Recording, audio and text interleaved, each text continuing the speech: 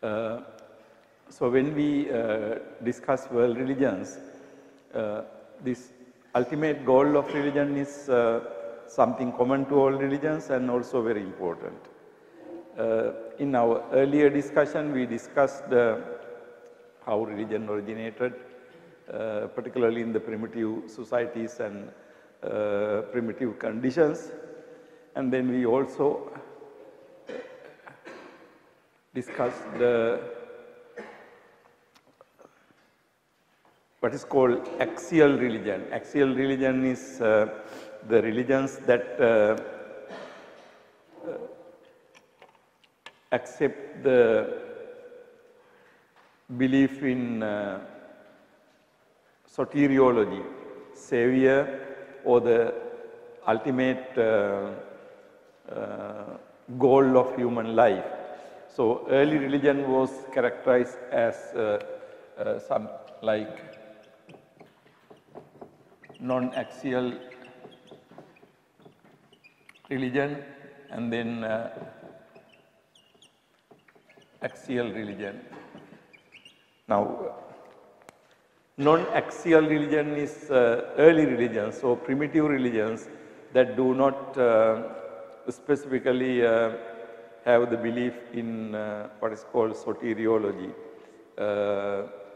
Axial religion is religions that accept the belief in soteriology. So axial religion is a later stage and also which is more developed stage. So at this stage people take religion as a phenomenon that explains the meaning of human life. So therefore the liberation or saving is considered to be an important part of axial religion. So in other words, the religions that we have today, what we consider to be world religions, are all we can say axial religions. Axial religion in the sense those religions that uphold the belief in liberation or emancipation or the saving God, such accepts. So the non-axial religion is basically the primitive religion where you don't have this kind of beliefs. So when we talk about the developed stage of religions or when we talk about world religions, the ultimate goal of religion is something very important.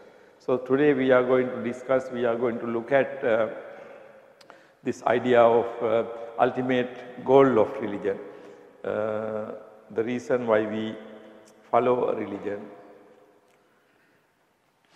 Now when we think about ultimate goal of religion, I think the problem of death and the meaning of life come into focus. These are two important questions that result from an advanced thinking of surpassing the state of primitive existence. Problem of death and the meaning of life are two questions that result from an advanced thinking surpassing the state of primitive existence. History of the world has many instances when people search for a state without death. Gilgamesh, one of the earliest epics belonging to Sumerians, is a testament to this. When we discuss the ultimate goal of religion, we are talking about a developed stage of religion where people take religion to be providing solution to a problem. Now early religion, during the early periods, religion was basically characterized by worship of different gods and worship of dead people. So it was basically people out of fear to ordinary existence because they did not understand what is going on. Nature was a mystery. Sun, moon, stars, all these things were kind of mystery. People did not understand what they were. So they paid respect as a result of that. Now when we look at the Vedic religion, we see same thing is happening. In the Vedas, Agni or the fire was considered to be God. Now we know the fire for a very primitive people must have been a very fascinating thing, dangerous thing, things like that. So finally they seem to have believed that, the fire to be a god and, fire god to be worshipped. So like that, you have natural objects being worshipped. However, when the human thinking becomes developed, you can see this initial fear for very ordinary things, natural things, turn into your own life. Now, particularly the fear of one's own death. This has become a very serious issue. In the very primitive societies, death was very quite easily come to people. There were many disastrous situations. However, subsequently when people started settle down life and living in communities, making their own arrangements for agriculture, when urban societies developed, you can see that the religious concern changing, okay. So it was no longer the fear of the primitive things. Of course, that does not mean that, there were different societies. Still there are some people who worship natural objects, okay. So it is not that those things completely disappear. But what it means is when society got established life, people started thinking of things that they did not think before. One of the things was the meaning of life and the problem of death. Now the problem of death particularly is very important.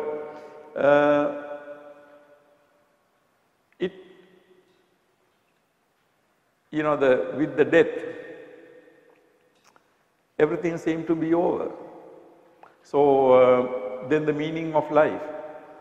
What is the meaning of life if everything ends in death? So the problem of death in that sense is something to be a very serious issue. So if you take all the world religions, you can see that they are in a sense dealing with the problem of death. Because human life seems to be so short. And you build up all these things and suddenly you die. Once you die, everything seems to be over. Do you continue to live another life? Or do you continue to live a series of life? Or is everything over with the death? Now, so there is a kind of uncertainty towards the future. You don't know what's going to happen. And the even more important thing is you don't know when you are going to die. Small children die, young people die, So death poses really a very important challenge, threat in the life. Okay. Now, usually we don't feel it because we don't think about our own death. In Buddhism, we have Buddha Marananusati. But it is not our own death we are thinking. We are thinking death in general. So we don't really get any fear or any, the feeling of threat, nothing like that. We can talk about death. We can talk about Marananusati. But, it is different from reflecting or thinking on one's own death. then, it looks like, you feel like that, everything is falling around you. So, death became one of the very important issues in advanced religious life. Now, the ultimate goal, the problem of ultimate goal is associated with this threat of death. Okay. Now, why do you have to have a religion or something that you do not see?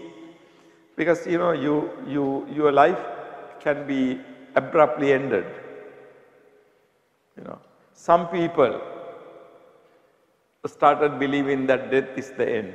There is nothing beyond that. But on the other hand, our desire for this life is so much. Many people don't want to think that death is the end.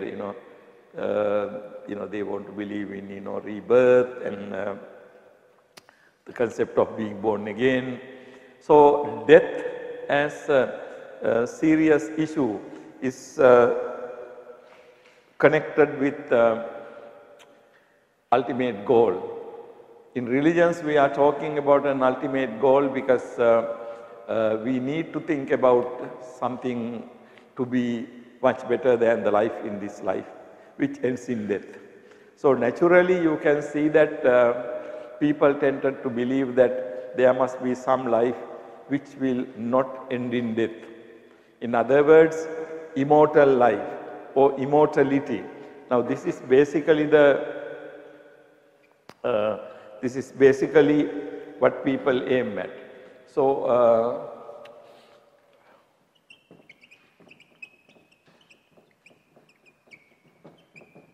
immortality means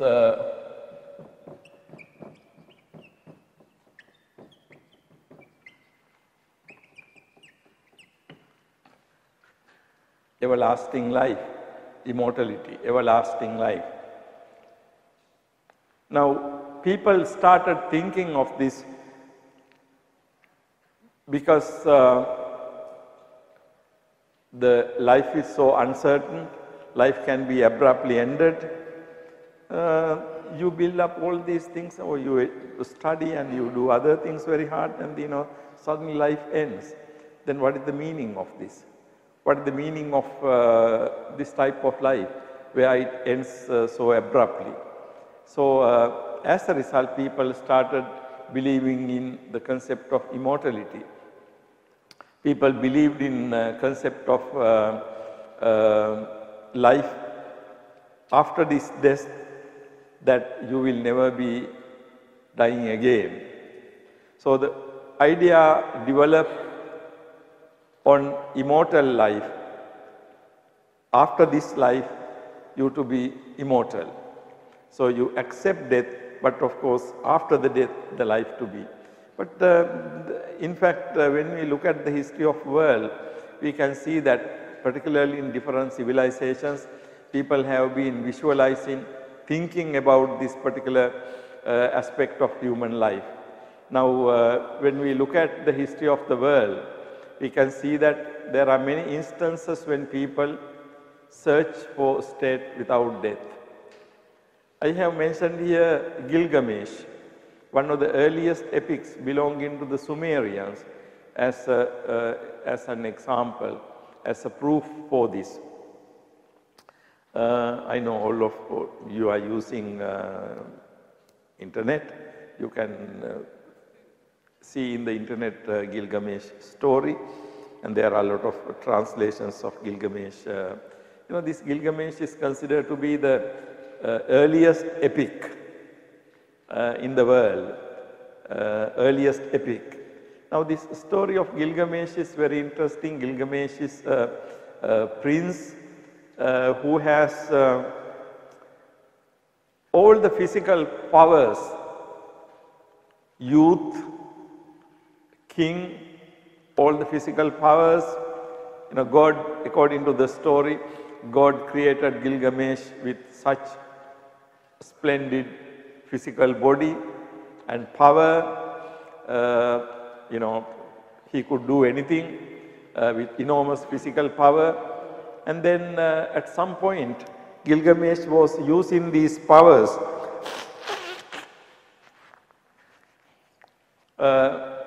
Gilgamesh was using these powers not in a good manner. He was infatuated by his power, physical power.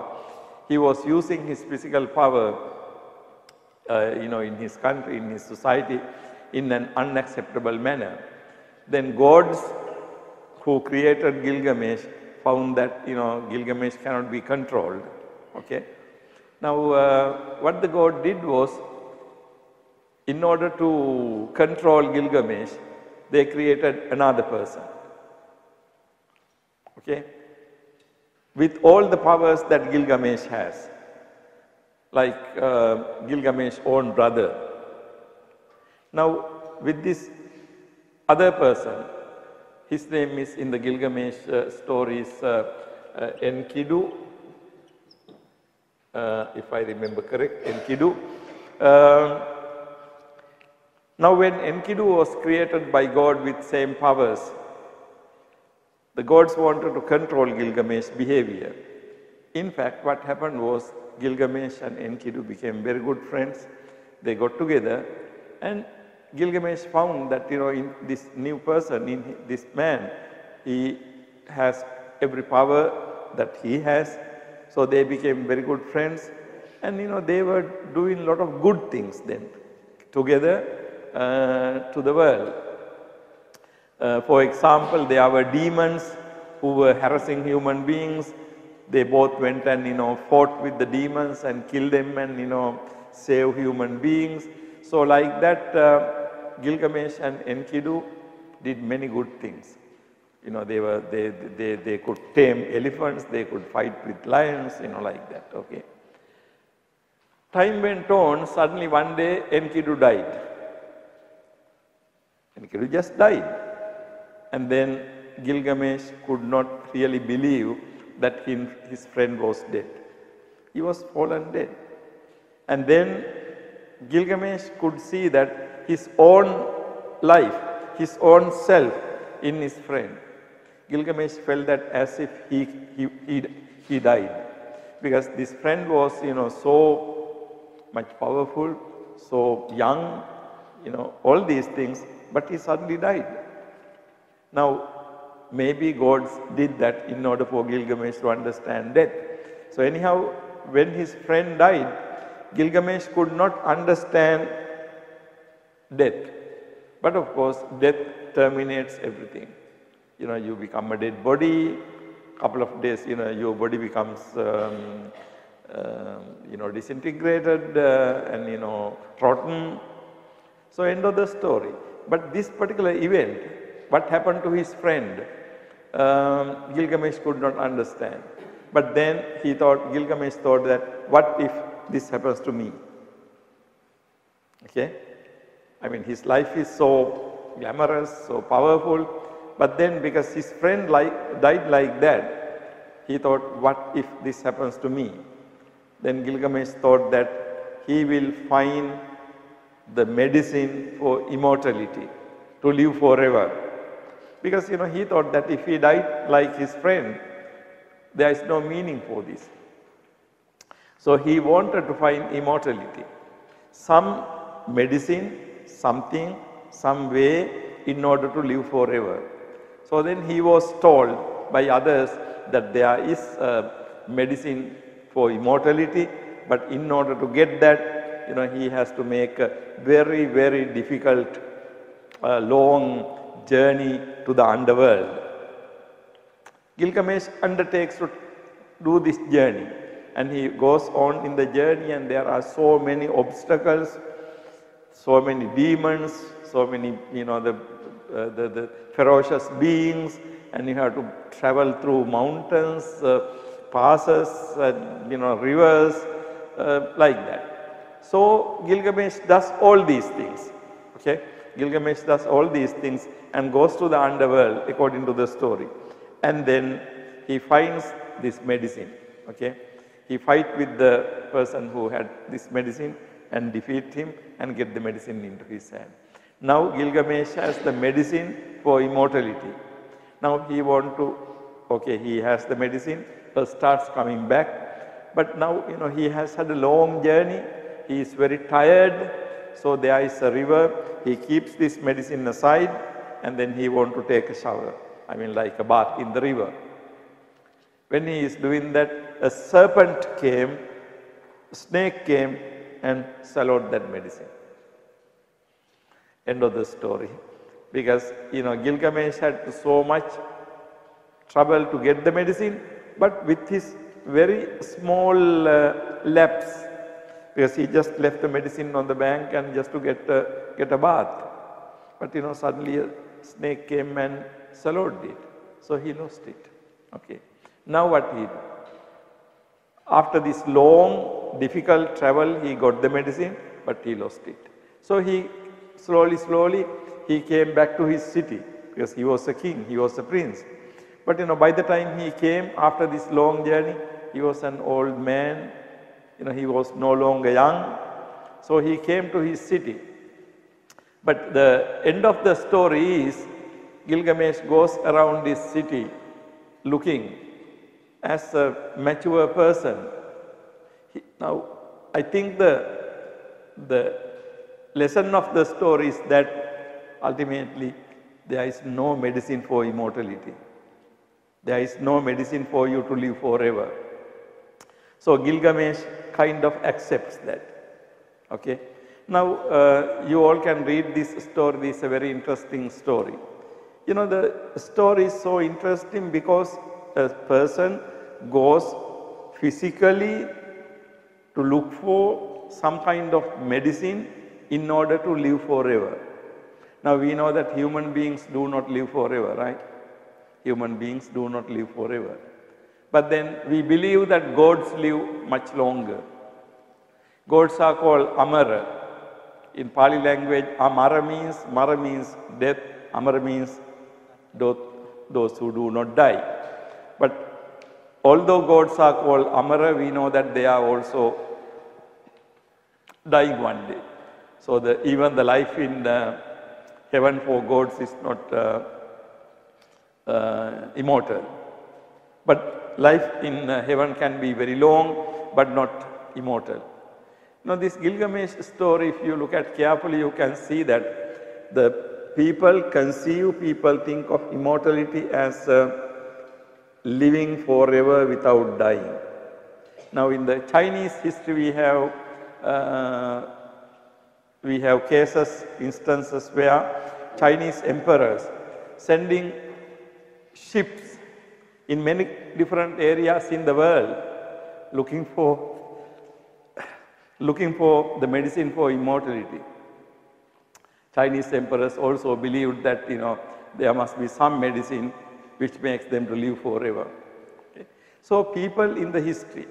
Now Gilgamesh story is like 3,000, 4,000 old story, okay, very old story. Much before Buddhism and everything began. But if you look carefully, you can see some similarities and differences, particularly some similarities between the Siddhartha, Prince Siddhartha and Gilgamesh story. Now Gilgamesh did not understand what death means. He was so frustrated by the death of his friend. He thought about his own death and then finally went looking for the medicine for immortality.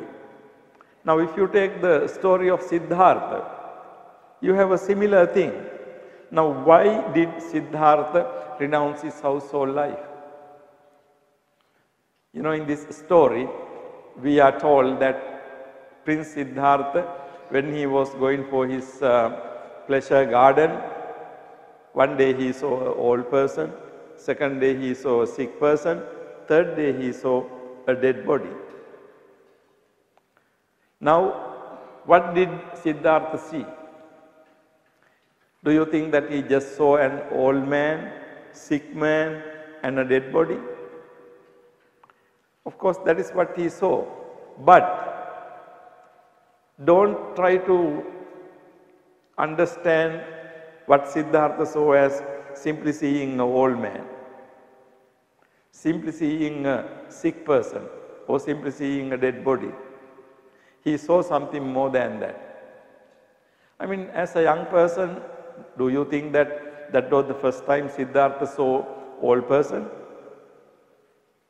No. There must have been many old persons in the palace also. Siddhartha's father's father, mother's mother. Why not? So the story has to be understood not as seeing simply an old man, sick man and the dead body. What he he saw the old age, he saw the disease and he saw the death. Now the story says that every time he sees this, he would ask Channa, his charioteer, will that happen to me also? Then charioteer says, yes, my lord, you will also be one day old. The next day he asks, will that happen to me? Yes, my lord, you will be sick one day. And then third day when he saw a dead body, he was asking, will that happen to me? Then the charioteer says, yes, my lord, you will one day die. Now, what is this story then? Actually, you can see Gilgamesh's story. Gilgamesh was became frustrated when he saw his friend's death. In the Siddhartha's story, Siddhartha got frustrated when he saw old age, disease and death. Don't you see that the two stories are quite similar in the beginning? Because ultimately it is the death. Now what is wrong so much with death? Why did Siddhartha leave household life when he saw these things? Actually, you can see that two different approaches to the same thing. Now in the Gilgamesh story, Gilgamesh sees death, then he wants to find the immortality. He wants to find the way to live forever. But in the Siddhartha's story, Siddhartha doesn't go looking for medicine for immortality. However, he was also looking for some kind of immortality, because death was the biggest problem. Death is the biggest problem. So with the death, everything will be over. So you have to provide an answer to this. So therefore, in the Siddhartha's story, you can see that this similar thing.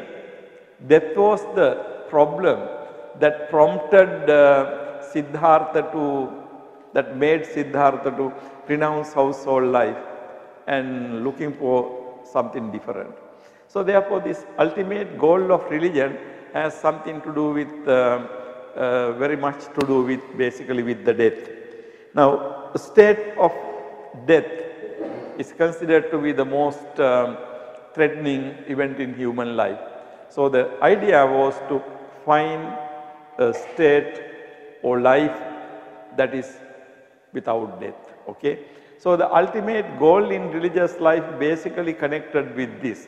Now when we pursue the Buddha's story, Buddha went into renunciation and then went into different teachers. He studied from Malar Kalam, Uddaka Ramaputta. What he learned from them was meditative practices, dhyanas.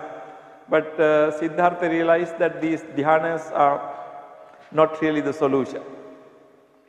When you attain a dhyana, you can be secluded, you can be aloof from the world. But when you come out from your dhyana, you are again in the ordinary world. So either you have to be all the time be in the dhyana, but when you come out, you have to go for pindapat, you have to go to toilet, you have to do other things, you come out and then you start feeling suffering again. So Siddhartha knew that it was not the solution. Then he went into the self-mortification with his friends, 5 ascetics. But when Siddhartha realized that that was not the path, he gave it up. But his friends did not want to believe it. They thought that end of suffering has to be realized through suffering only, through suffering alone. When Siddhartha left, they thought that it's over. They thought that Siddhartha went back to his usual life, eating and things like that. So the 5 friends felt disgusted and then they left. However, Buddha tried hard on his own, and finally he became enlightened. Now the interesting thing is, when the Buddha went to the Panchavaggiya Bhikkhu, 5 ascetics, in order to teach his first teaching, Dhammacakkappavattana Sutta. When the Buddha met them, the first thing Buddha said to them was, Amatang Adhigatang. This is what he said.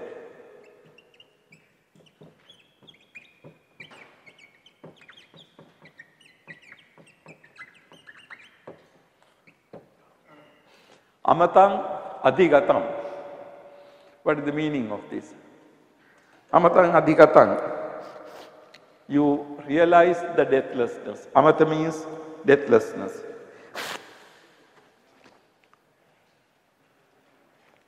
Amatang Adhigatam.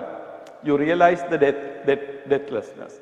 Now, here you see the important thing.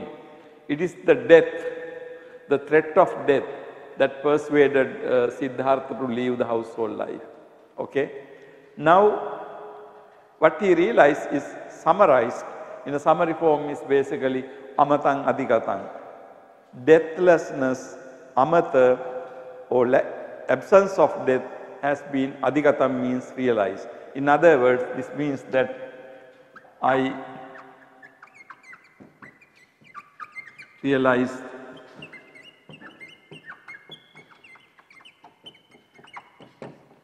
immortality. I realize immortality. Now this is the idea. Amatang Adhigatang. You can see that not only Siddhartha, all the 5 ascetics, and everybody was looking some state where you don't die. Death is not death. Amatang Adhigatang. However, the important thing is, today I am not going to discuss that. The concept of immortality, concept of Amata in Buddhism is quite different from what the Gilgamesh was looking for, or what other religions, many other religions are looking for. But basically you can see that. So we can say that when the Buddha says this to the 5 ascetics, Amatang Adhigatang, that he has realized the Amata, actually it is the immortality. However, how Buddhism understands immortality is different from other religions, okay? But basically the concept is the same, immortality, Amatang Adhigatang.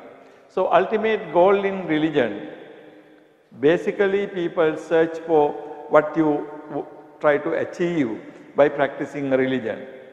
Since the existence in the world is clearly ending in death, naturally, the answer was perceived as beyond the present existence. The everlasting life without the dreadful possibility of death was conceived as the most desirable. So, immortality, either you try to be immortal in this very life, live forever in this very life. Now, Gilgamesh went in search of medicine in order to live in this world, okay? And then Chinese emperors sent ships around the world in order to find immortality, medicine for immortality, be immortal in this life. However, then people believed that after death, they will be immortal. Now, in China, they have, archaeologists now have found, when certain kings died, the replicas of his entire army, everything was buried with him. We don't know whether the live person were buried with the king, but of course the images of the army and everything he used, food and everything was buried. The idea was that for the king to use them afterward. Now in Egypt, you know about the pyramids. Now pyramids, where you keep the king's body with all these things. Because the idea was that after death, life is going to be immortal. So, you know, people had these various concepts about afterlife, but basically the idea was to either to be immortal in this life or to be immortal after the death. Now, the basic idea is that you have to be born, and then in that birth there cannot be death. So, without death, everlasting life is the basic idea. Okay, this particular idea, when we talk about the ultimate God, now all developed religions perceive human life as a larger phenomenon than it appears in the present life, having a beginning and an end. Religions differ on how it began and how it ends. All developed religions perceive human life as a larger phenomenon than it appears in the present life, having a beginning and an end. Religions differ on how it began and how it ends. Now, human life is usually, our life is limited to 80, 100 maximum years. But according to religions, life is not something like that. Although our present life is something very limited, according to religions, we have life past, we have also future life. In Buddhism, we have the concept of samsara, right? Samsara means people are being born and then they die, they being born again and then they die again. You know, this whole process, people are born and then they die. People are born and then they die. So it goes on and on and on. So that particular phenomenon is in Buddhism called samsara. So what we are having in this life is only one life. According to Buddhism, this samsara cycle of existence is very long. Buddha says, Anamata aggo yang bhikkhave samsaru. Anamata aggo, the tip or the end of this samsara cannot be seen. Anamata aggo. So that means it's a beginning, it's an endless process.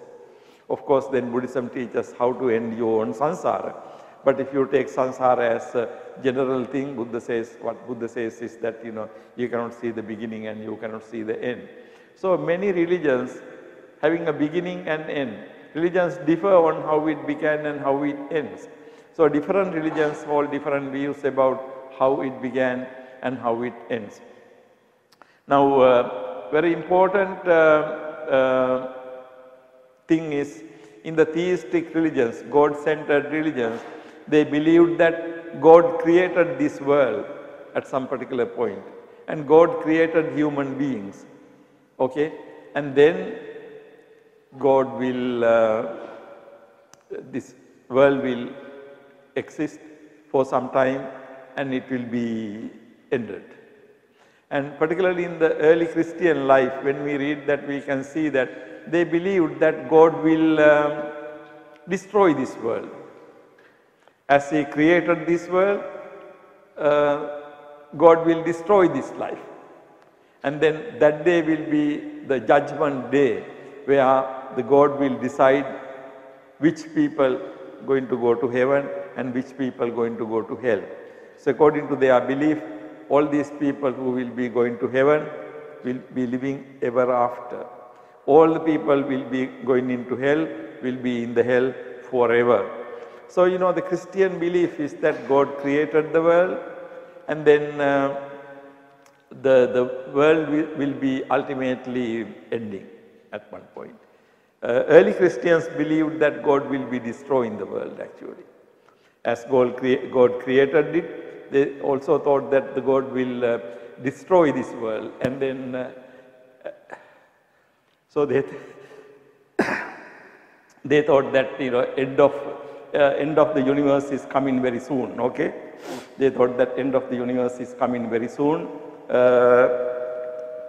So what they call Judgment Day. So that is how, according to the theistic belief, this world is going to end. So in other words, in the theistic religions, you have a definite beginning for the world and also a definite ending for the world. God created it at one point and then God will be terminating it.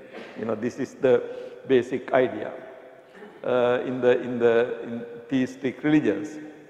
In the Indian religion, human life is perceived as continuing through a cycle of rebirth, samsara, which reaches its end in liberation, understood in different manners.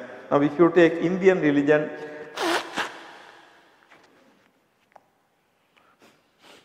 this phenomenon is something different. I talk here about Indian religion in general. Human life is perceived as continuing through a cycle of rebirth, samsara. Samsara, sansru, it comes from this word. Samsru, through to flow, samsara.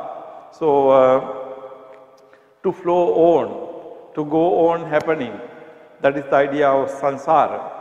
So, in the Indian religions, you have this concept of samsara, people are being born again and again and again, and which reaches the end in liberation, understood in different manners. So, in the Indian religion, you understand the liberation in different manners. In Buddhism, it's considered to be one. In Hinduism, it's considered to be another, so on and so forth. I will come to that a little later. In the theistic religion, human life is considered created by God and ending in heaven or kingdom of God or hell according to the divine judgment. Now, according to the theistic religions, as I said earlier, God created and then at the end it will be, life will be judged by God and accordingly either to heaven or to hell. And the heaven or the kingdom of God. Now, in Buddhism, the ultimate goal is nirvana. In Christianity and the theistic religions, ultimate goal is kingdom of God. So, the whole religious life is in order to be born in the kingdom of God. At the heart of the issue is the belief that human existence is dreadful. Hence, the belief that transcendental as the solution. So, the human existence is dreadful. Hence, the belief in the transcendental as the solution. Now, what this means is this. When you look at the religions, you can see that the diagnosis is that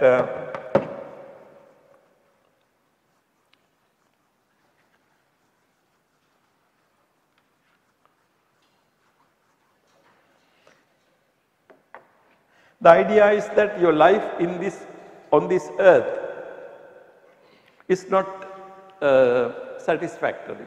Now, this is common to many religions. In Buddhism, you have jatipi dukkha.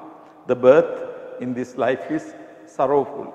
So, the basic idea is that life on earth, we as human beings know life on earth. So, the life on earth is not good. So, something good is something beyond that, transcendental. So, this concept of transcendental, that is what I like to transcendental. The concept of transcendental, it comes from the word transcend. Transcend means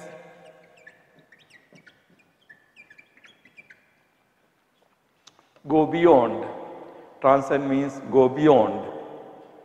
So, the idea of the transcendental means that something, that phenomenon which goes beyond the human existence.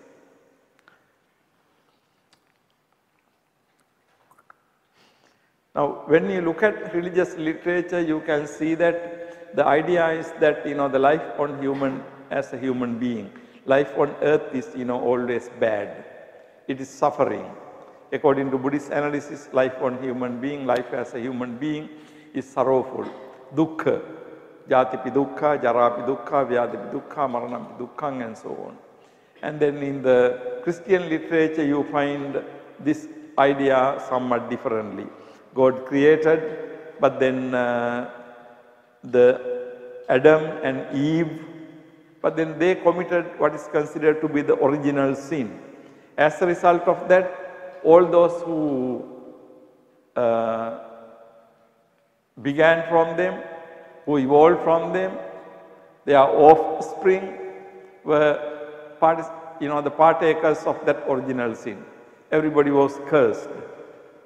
So ultimately, when this human life is ended in the world will also be destroyed. All those good people will be going to heaven. So the idea was that the life in this world is not good. So because life in this world is not good, religions consider the good life or desirable life is something that goes beyond this world. So this idea of transcendent, sometimes the transcendental is equal to God, because God is considered to be transcendental. In other words, known language, we have something called Lokiya, Lokuttara. Lokiya and Lokuttara. So, what is Lokiya? What belongs to the world is considered to be not good. Lokuttara means what is beyond the world. Okay. But don't misunderstand. I am not saying that the concept of Lokuttara is exact like transcendental or something. In Buddhism, Lokuttara concept is quite different from other concepts. But basically you can see a pattern in all religions. All religions seem to be believing that what is in the world, what we find in this world is something unsatisfactory. In the Buddhist literature, we have this statement, Dukkhe loko patittito. Dukkhe loko patittito. The world is established, world is founded on dukkha, on suffering. So the world is full of suffering. Now if the world is full of suffering, what is the solution? You go beyond this world. That is the solution. But that is the idea. Now the world is suffering, not only Buddhism, according to many other religions also, this human existence is not very good. So you have to transcend it. So that is how religions come up with this idea of transcendental. So this idea of transcendental, and then God is a very good candidate for that idea of transcendental. God is considered to be transcendental. God is not a part of this world. Okay. However, when we come to the discussion of Buddhism, Buddhist idea of Lokuttara, I will show you that Buddhist idea is different from this idea. But basically, Buddhism also uses the term Lokuttara, going beyond the world, going beyond the human existence to be the solution. So the ultimate goal, something not to do with this world, something that transcends in the world. Okay, that is one idea. So you think about the ultimate goal, but ultimate goal cannot be. Okay, in the theistic religions, the ultimate goal is conceived as the eternal existence in heaven. The immortality is understood in its most basic sense, namely physical immortality. In the Indian religion, the ultimate goal is conceived as liberation or moksha, which one realizes in this life. And the ultimate happiness resulting from liberation is understood in many different ways. The Indian religions make a distinction between heaven, swarga, and liberation, moksha. In this manner, making the heaven as secondary or lower to the ultimate goal. Okay. Now, different ultimate goals in different religions. In the theistic religions, the ultimate goal is conceived as the eternal existence in the heaven. Actually, in Christianity and Judaism, Christianity and Islam, once you are dead, all the good people will be born in the heaven, kingdom of God. Okay. Now, how exactly that happens, of course, the detail the idea is that all people who die wait till the judgment day. On the judgment day, it's not that like you die here and then you go to heaven. You wait for the judgment day. On the judgment day, the God judges according to your actions, whether you go to heaven or whether you go to hell. Okay? Now the world will be over with that. That is the idea. So all the good people in the world will be born in heaven, all the bad people will be born in the hell, and then world will be over. So this is the basic, very rough idea. So this happens at the end of the world. Okay? Because they believed that world will be destroyed one day. World will be destroyed one day. And then that will be the end of the story. So the good people will be born in heaven and they will be seated either side of God and singing and so that's the kingdom of God. Now if you look at this concept, everlasting life is to be born in heaven and not to die again. Now you can see that this concept of heaven in Christianity is answer to the problem of death I mentioned at the beginning. Okay? Because death is such a bad thing. And in this life you die anyway. So why do you follow a religion? According to this belief, you follow a theistic religion, believing in God. It can be Judaism, Christianity, Islam, or even some parts of Hinduism. You follow because then ultimately you are born in heaven. Immortality is understood in its most basic sense, named physical immortality. You exist in heaven as a person. Okay? So that life is everlasting life. This is the idea. However, when we come to Indian religion, the ultimate goal is conceived as liberation or moksha, which one realizes in this life. Actually, according to Indian religion, the ultimate religion is moksha. The goal is moksha. Now, moksha means liberation. Liberation is something you realize in this life. Okay? According to Hinduism, according to Jainism, according to Buddhism, and according to many other Indian Shramana traditions, moksha is something you realize in this life. Okay? So now you can see here a big difference. In the theistic religion, people die and they wait for the judgment day, and with the judgment they go to heaven or to the hell. But in the concept of moksha or liberation is different. Okay? Liberation is something you realize. Now in Brahmanism, like Upanishadic philosophy, or the modern aspect of that is Vedanta philosophy. In Vedanta philosophy or Buddhism or Jainism, the liberation is realized by each person. If you realize liberation, then you attain the moksha, but not others. Okay? And the liberation is not something responsible, the responsibility of which goes to God or anybody.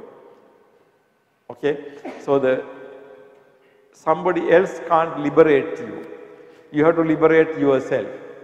Now in the Christian religion, theistic religion, you can see that kingdom of God is God's choice. God chooses who are the good people and who are the bad people. Okay? But in the Indian religion, you don't have anything like that. The ultimate goal is conceived as the liberation or moksha, which one realizes in this life. And the ultimate happiness resulting from liberation is understood in many different ways. Now, why do we have to liberate ourselves? Because this is suffering. Sansara is suffering, this world is suffering, this existence is suffering. So then you achieve liberation. But why do you achieve liberation? Because ultimately you want to achieve happiness, sukha. Okay? Now this is the basic goal. Ultimately you achieve moksha, liberation. The purpose of liberation is happy. you know, it's kind of very interesting. If you look at the theistic religion, you are born in the kingdom of God and then again you are happy. Okay?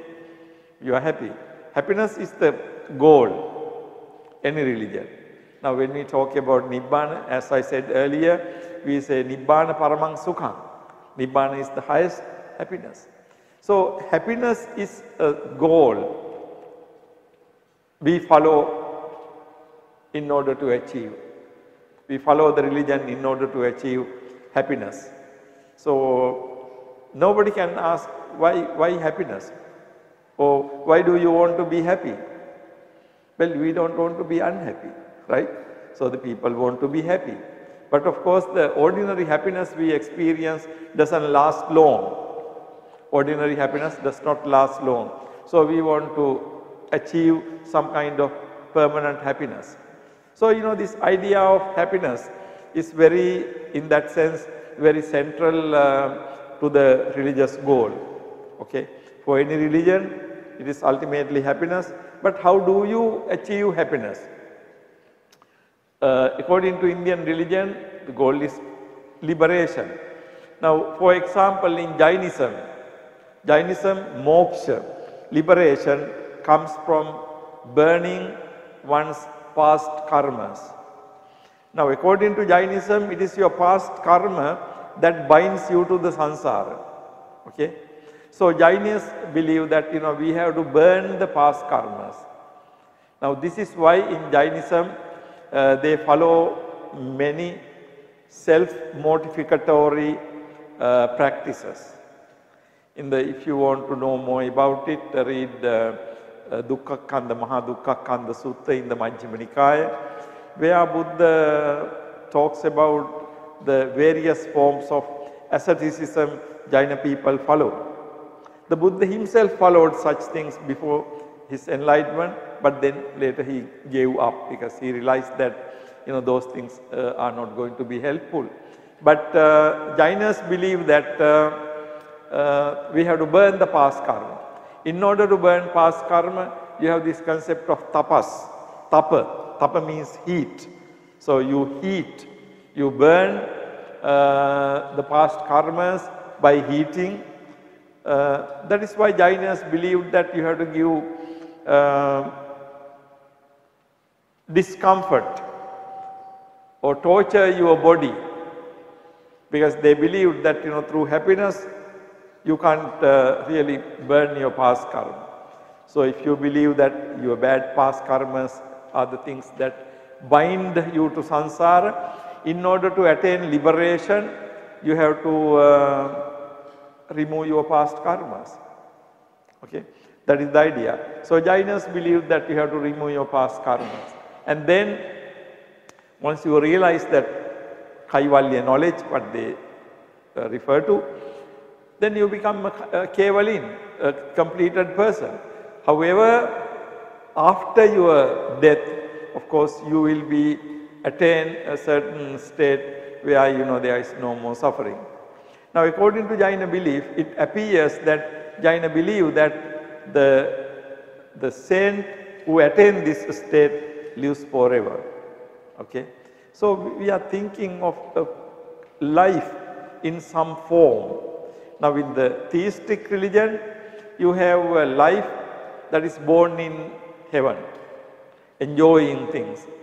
But in other religions, for example Jainism, you have this belief that you realize the Kevala Jnana and you become a Kevalin, and once a Kevalin passes away, you know, his existence is not like one in heaven, but of course a different types of existence. That's Jainism. And then Hinduism, they thought that basically we have our individual soul, and then there is the universal soul, which is called Brahman. So we have Atman and then we have Brahman. Now our Atman is our soul and then Brahman. So they believed that through meditation, gradually you elevate your Atman, you develop your Atman and become merged with Brahman. So, it's called Brahma Sahavya Ta. Brahma Sahavyata means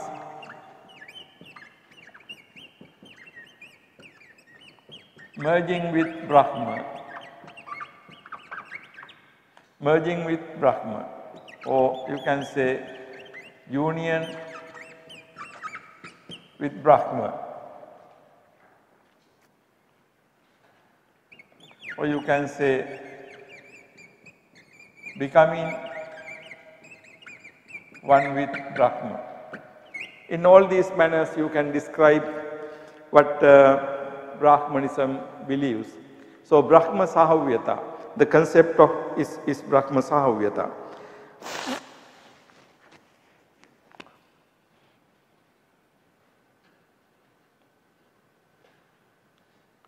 Ultimately what happens is your individual Atman is elevated to the Brahman and it becomes one with Brahman. It becomes intermingled. It becomes inseparable with Brahman. So, your individual Atman is merged with, so the merging with Brahman or union with Brahman or the becoming one with Brahman with all these things. In the Pali discourses we have the term Brahma Sahavyata, that is the word used in the Pali discourses. But basic idea is that Atman Brahman ultimately becoming, Atman becoming one with the Brahman. Okay. Now, so the Jaina concept of liberation is one, Hindu or the Brahmanic concept of liberation is another, and also if you take the Buddhist concept of liberation, in the morning discussion I showed you two different concepts, Vimutti and Visuddhi. Now, Vimutti and Visuddhi describe how Buddhist tradition understand the liberation. Vimutti is liberation, freedom, release. Visuddhi is purification, you purify. So, the idea of purification is that, you know, when you purify, something unclean becomes cleansed. So, that is the idea of purification. And then liberation means you release something, you free something. So, the freedom, you have the concept of freedom. Now, three different religions, Hinduism, Buddhism, Jainism, in a way they all talk about the liberation, but how they understand liberation is different from each other. Okay? So, in Brahmana religion you have liberation as liberation of Atman and then intermingling or merging with Brahman, and that is in Brahmanism. But Jainism, you burn all the karmas. When all the past karmas are burned, you attain the Kevalin knowledge. So, that is the idea. Now, in fact, we need to go into details of seeing, you know, how these things are different, but I am not going to go into that in this moment. So, the last point in here, the Indian religions make a distinction between heaven and liberation, Swarga and Moksha. In this manner, making the heaven as secondary or lower to the ultimate goal. Now, you know, something very interesting in the Indian religion, something different from theistic religion is, in the theistic religion is the heaven. Kingdom of God is the heaven ultimate goal. But according to Buddhism or any Indian religion, heaven is different from liberation. Okay? Heaven is desirable, heaven is good, but heaven is not the ultimate goal. Now, in Buddhism, you know very clearly that good people are born as gods in the heavenly world, Dibbaloka or Divyaloka. But that is not the end. That is why it is considered that to be born as a human being is even better, because as a human being, only as a human being you can attain nirvana, not as a god. Okay? So, being born as a human being is considered to be even good according to Buddhism. So, the important thing is in the Indian religions in general, Sagga and Moksha. Swarga and Moksha are two different things. In the theistic religion, Sagga or Swarga or the heaven is the ultimate goal. In the Indian religion, heaven is not the ultimate goal, okay? Heaven is not the ultimate goal. Why heaven is not the ultimate goal in the Indian religion is because, according to Indian religion, even gods, even though they live very long time, they die. So the death is not conquered, death is there. But according to theistic belief, once you are born in kingdom of God, you never die again.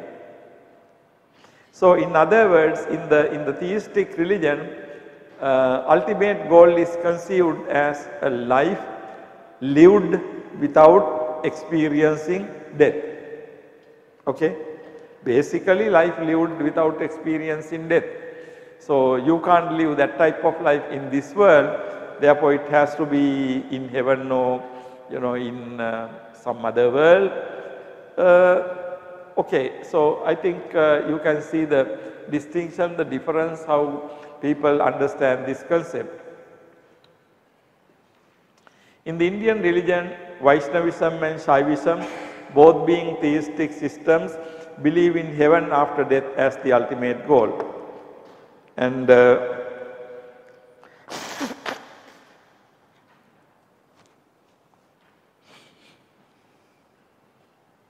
Advaita Vedanta, although a system belonging to Hindu religion, is non-theistic and believes in liberation from the samsara as the ultimate goal.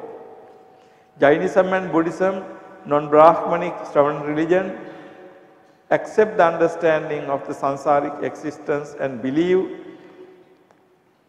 accept the undesirability of the samsaric existence and believe in the liberation from it. The two religions differ in the manner they identify the path leading to the goal. Okay. This is basically, so here I make some observations about Indian religion. Popular Indian religion, we have Vaishnavism and Shaivism. Vaishnavism means the people who believe in Vishnu as the God. Shaivism is the religion, that aspect of Hinduism that believes Shiva as the God. But both are personal gods like Allah, like Yahweh, or any theistic religion. In Hinduism also there is a very theistic aspect. Those are called Vaishnavism and Shaivism. If you take India today or any Hindu society today, they are either Vaishnava people or they are Shaiva. Okay? So now these two systems believe in heaven after death as the ultimate goal. Like any other theistic religion, Vaishnavism and Shaivism believe in heaven. However, Advaita Vedanta, although a system belonging to Hindu religion, is non-theistic. Now Advaita Vedanta is very different. Advaita Vedanta, what is Vedanta? Vedanta means the end of the Veda. Actually Vedanta means Upanishadic philosophy, Upanishad. Veda, Brahmana, Aranyaka, Upanishad. The fourth stage in Vedic literature is Upanishad. Is also called Vedanta, end of the Veda or culmination of the Veda. So the Advaita Vedanta is an interpretation of Upanishadic philosophy, and it is a non-theistic religion. Now Advaita Vedanta doesn't believe in a God. Okay? In that sense, Advaita Vedanta is somewhat similar to Buddhism and other religions. Believe in liberation from the samsara as the ultimate goal. Okay, the important point is this. When you look at the Indian religion, Brahmanism or Hinduism, Hinduism is not a one system, okay? Hinduism has Vaishnavism, Shaivism, those who believe in Shiva. Vaishnavism means those who believe in Vishnu. And apart from these theistic traditions, they have Advaita Vedanta. Advaita Vedanta, there are Advaita Vedanta, like you may have heard of Swami Vivekananda and the Ramakrishna mission, those belong to the Advaita Vedanta. So Advaita Vedanta is a non-theistic religion and they believe in liberation from the samsara. And then when it comes to Jainism and Buddhism, Jainism and Buddhism are two different. They again believe in liberation from the samsara. But for Buddhism, liberation is either vimutti or visuddhi. For Jainism, it is the liberation is the burning of all the karma concepts, all the karmas, past karmas. By burning all the past karmas, you attain the Kevalin. But what is the Kevalin? Is it like an Arahant? What happens to him after death? All these are much larger questions, which I am not going to discuss in this class. I am just gave you some basic idea about how to understand the ultimate goal in religion. Okay. Now, to summarize this, my discussion this afternoon, basically the problem of death and the meaning of life are two important questions that result from an advanced thinking surpassing the state of primitive existence. Now, these two aspects belong to the developed what is called axial religion, developed religion. So, basically the problem of death and the meaning of life, two questions that result from an advanced thinking. Actually, the Buddhism itself can be described as a result of problem of death. Because Siddhartha felt the problem of death. That's why he left behind everything. Okay? If he did not feel that death is a problem, then there will not be Buddhism. In the Sanyutta Nikaya, there is in the Sanyutta Nikaya and also some other places, Buddha talks about his own Bodhisattva life. He says, Kichhang vatayang loko apanno jayati jiyati miyati chavaticha uppajjaticha kudassunama imassa dukkhassa nissaranang panyayeta jara maranassa. Where can I find the nissarana, release from this dukkha, from this suffering, which is jara marana, becoming old and die. You become old and die. How can you prevent this? How can you stop this? Now, this was the problem for Siddhartha. So, you can see that the ultimate goal of religion is connected with the problem of death. Okay? Now, if religions don't perceive this world as problematic, then religions don't need something beyond that. But all religions think that the existence, life in this world is problematic. Now, that is why religions want to explore something beyond death. The difference in Buddhism, I will talk to you sometime later, not today, is basically Buddhism, although considers to be this world is full of suffering, but Buddha believes that release of suffering, liberation is also can be achieved in this world. Okay, that is the basic difference, but we will discuss that matter later. But basically the problem of death and the meaning of life are the two questions that result from the advanced thinking. History of the world has many instances. Now, one instance is the story of Gilgamesh. That's a very interesting story where one man goes undergoing a lot of suffering to look for some medicine to live forever, But then more advanced religions say that, look, you can't live forever as a human being, but there can be a different way of living forever. Okay, so that we have to. And then since the existence of the world is clearly ending with death, naturally the answer was perceived as beyond the present existence. The everlasting life without a dreadful possibility of death was conceived as most desirable. All developed religions perceive human life as a larger phenomenon than it appears to the present life. Now, what it means is our life is not only this life. It has a past, it has a future. So, expanding into the, the large amount of, the time to the past and also to the future. In the Indian religion, human life is perceived as continuing through a cycle of rebirth. Sansara which reaches its end in liberation, understood in many different manners.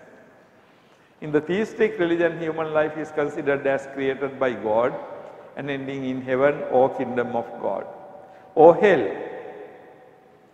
At the heart of the issue is the belief that human existence is dreadful. Human life is suffering. Dukkhe loko patittito, something like that. In the theistic religion, the ultimate goal is conceived as the eternal existence in the heaven. That means you die from this life and then you go to heaven and no more death. So it is a very basic concept of everlasting life. You are born in one place, but you never die again. In the Indian religion, the ultimate goal is conceived as liberation, no moksha, which one realizes in this life, and the ultimate happiness resulting from liberation is understood in many different ways. In Indian religion makes a distinction between Swarga, heaven, and the moksha. According to Indian religion, Swarga is not the end. Lastly, in the Indian religion, Vaishnavism and Shaivism, both being theistic systems, believe in heaven after death. However, Advaita Vedanta is different. Advaita Vedanta believes in being a non-theistic system, liberation from samsara. And then we have Jainism and Buddhism, again two are different. So the problem is the ultimate goal of religion. So what I try to show you is that all the developed religions believe in ultimate goal. Now I try to show you this ultimate goal is connected with the problem of death. Because there is no need for you to look for ultimate goal, if there is no death. And then we don't want death, life is sorrowful. So how to get happiness? Ultimately, two very important concepts are death, the other is happiness. We are happy because we don't think about the death, okay? If we think about our own death, we can't be very happy. We get very upset. But we don't think about death, so we are happy. But then religions want us to be happy knowing that we are going to die. Then what is the problem of death and the issue of the matter of happiness are two very related concepts. Okay, I think with that I will wind up for today's discussion, but I am happy to answer any questions if you have.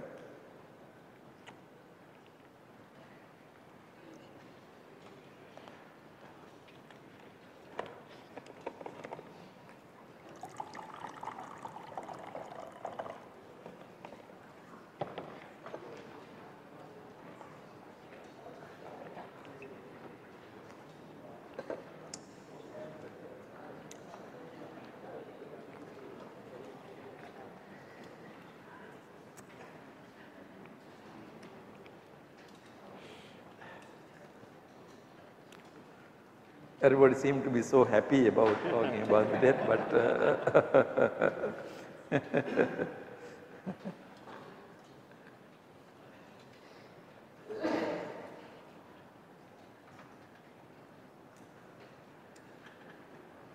in Buddhist practice, we have death, reflection of death, Marananusmriti. But when we reflect on death, we don't reflect on our death. We reflect on death. Death in general. That's very easy. That's no problem. But if you have to think about your own death. Thank you. So no question. That's what you mean. Okay. So the more difficult thing is, reflecting on one's own death. We can also reflect on others' death. We see people dying, but it's not a big deal. But anyhow, think about it, because this issue of death and how Buddhism began, how Siddhartha was motivated to renounce. So not only for other religions, for Buddhism also, you can see that for Siddhartha, death was the most important problem. Of course, we use the word dukkha. Then we use jatipi dukkha, jarapi dukkha, vyadhapi maranam. But ultimately, the most important thing is, most serious thing is the death. So the life is suffering, sansara is suffering because of death. So the death connects with, ultimate goal. So through religion, we try to find something transcending death. But the important thing is, how do you understand transcending death? Most simple way to understand is to think about heaven, you go and don't come back. But that is the most simple way, okay? But according to Indian religion, heaven is not the end, because gods also die. They also come back. So there must be something more than heaven. So that's the idea. Okay, I will wind up from this, and then I will see you next week. Thank you very much. Okay.